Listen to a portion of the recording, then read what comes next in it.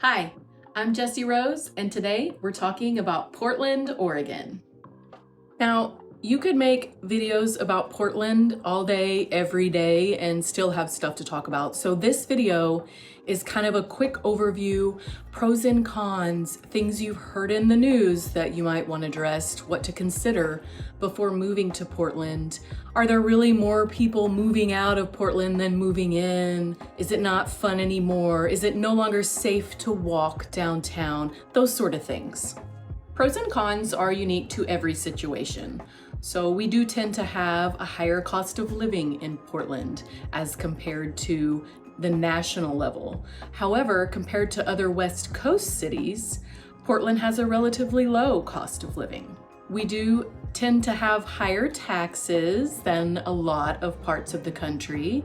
There's a lot of ways to compare that online. If you drop a comment below about where you're coming from, I can send you some data on that pretty quickly.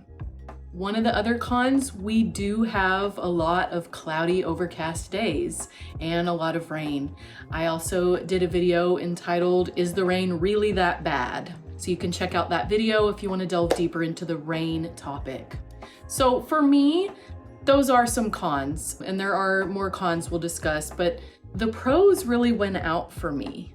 You cannot beat the landscape here. They say that you can go skiing and surfing all in the same day. While that's true, I don't recommend actually doing it all in the same day. But we're really just trying to point out that within 2 hours of Portland Metro, you can do those things. And it's partially because of that urban growth boundary, which I've discussed in other videos. The urban growth boundary around Portland is the boundary beyond which you're not allowed to build or develop, with some exceptions, but the rules are pretty strict. So you pass a certain point and you are now in the country. So if you are more of a country person, but you like the idea of being close to Portland, then you could totally do that. We have waterfalls, mountains, rivers, just about any outdoor activity you could possibly want to do, you could do here. And lots of people move here so that they can enjoy all of the outdoor recreation. I highly recommend a day trip to the Painted Hills. And the Columbia River Gorge is an absolute do not miss. It's phenomenal, just the most beautiful place I've ever seen. I also did a video about the Columbia River Gorge if you want to see some awesome drone footage of that area. So some more pros. The restaurants are amazing in Portland. There's always something to do for pretty much everyone, whatever you like to do. There's festivals throughout the year. I really like the dragon boat races that happen in the fall. It's just a beautiful thing to go watch. But there are also things that happen every month. One is First Thursday in the Pearl. It's a fun day to just go sip wine, gratis, and walk around looking at the beautiful art in all of the galleries. And sometimes there'll be folks set up selling stuff as well. You may have heard online that there are more people moving away from Portland than there are people moving in. So is that true? Yes and no. The census did show that we went from 653,000 to 635,000, I think, in the metro area. So that is a small decline. But we also went from being the 6th most popular to the number 2 most popular place to move in the country. So Portland is definitely not over. There are still people moving here, and there's still tons of reasons to love to live here. Our population isn't just dwindling down and there's gonna be no one around. So the suburbs are growing, and yes, during 2020 with COVID, there was kind of an urban flight, and so the suburbs grew and the downtown got a little bit smaller. I really wouldn't refer to this as Portland going backwards. It's more of growing pains. It's just the way that things are shaking out. There might have been a little blip, but Portland is going to continue to grow. People are moving here. So even if people are potentially getting priced out or moving for whatever reason they decide to move, you know, those are statistics, and you are not a statistic. So if you love Portland, I think, you know, there's no reason why a slight change in population is going to make any difference for your ability to move here. I think the traffic definitely shows that Portland is not over. I moved here in '08 and there was very little traffic, and that has changed in recent years. It's still not the terrible traffic that you have in bigger metro areas, but there are parts of town that you don't want to be caught in at certain times. So that's a great segue into other things to consider before you move here. The types of jobs we have in Portland. There seems to be more traffic in the areas where there are more jobs. So for example, if you're moving here for a tech job or to work for Nike, you don't want to live on the east side and be trying to get over to the west side where most of those tech jobs are. Most of the bigger tech jobs, there's smaller companies all over, but Intel and several great companies are headquartered here, and most of those are located on the west side. That area of Portland is actually known as the Silicon Forest. So competition can be fierce for those jobs. I would recommend starting now and just looking on all the different websites to see what's available. Most people would suggest you don't move here without a job just because of how competitive it is. It's nice to just already have those things figured out before you move somewhere. And definitely don't count out the state jobs. The state of Oregon provides amazing job opportunities and really great benefits and pensions. So that leads me to, what is the culture like in Portland? Is it really like Portlandia or what you've seen on TV?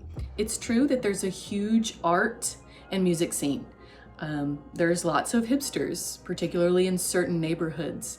There are also people who put on a business suit all day and wear it all weekend.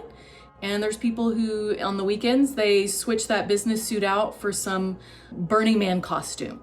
So although what you see on TV is very specific, and that is there's still all sorts of different types of people in Portland. There's tons, like I said, tons of businesses headquartered here.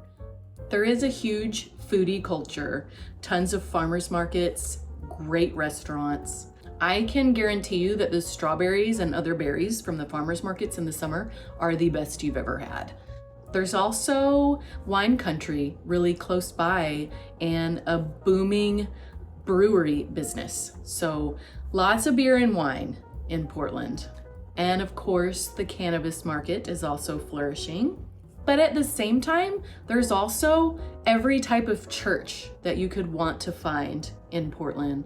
There really is a community for everybody. We have over 200 parks within the city limits. I think that's some kind of record. So you can meet people right away, whether you're wanting to meet other parents or other dog parents. There's tons of parks and places to go hang out, and your churches, restaurants and taverns and bars and clubs and just total whole scenes that you can become a part of and meet people. One thing to keep in mind, there is very little diversity in Portland. It is very white, but it's also incredibly welcoming for people of all walks of life. Everyone is accepted in Portland. The last thing I think is really noticeable is how many people are very health conscious. You will see people jogging and cycling downtown on their lunch break and jogging and cycling to work. And just always a lot of people outside doing fun stuff.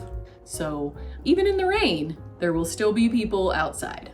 So to address one last thing, is it no longer safe to walk downtown? Yes and no.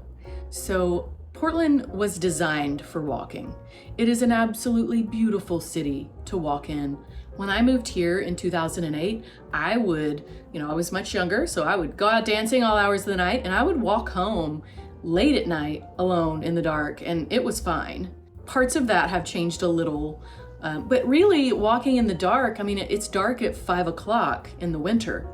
There are so many trees downtown, and the fall colors are absolutely amazing. You don't want to miss that. The Christmas lights are so pretty in downtown Portland in December. So things have changed, particularly around 2020, around COVID, and there are parts that I would no longer walk through. And yes, there is more of a homeless presence. However, is this some kind of lawless Mad Max situation in downtown Portland? No, that's vastly exaggerated. Portland is a beautiful city to walk in. I recommend asking around. People are very friendly, and getting a map and you'll know which areas to avoid, and you can have a wonderful time walking around downtown, going to the shops and boutiques, checking out all different sorts of things downtown. I'm Jessy Rose. I'm an attorney and a licensed Oregon realtor. Buying or selling real estate is a legal transaction, so having someone with legal skills on your side is a benefit. I'll be doing more videos that explore all the awesome areas of Oregon, so hit the subscribe button and let's go look at some properties.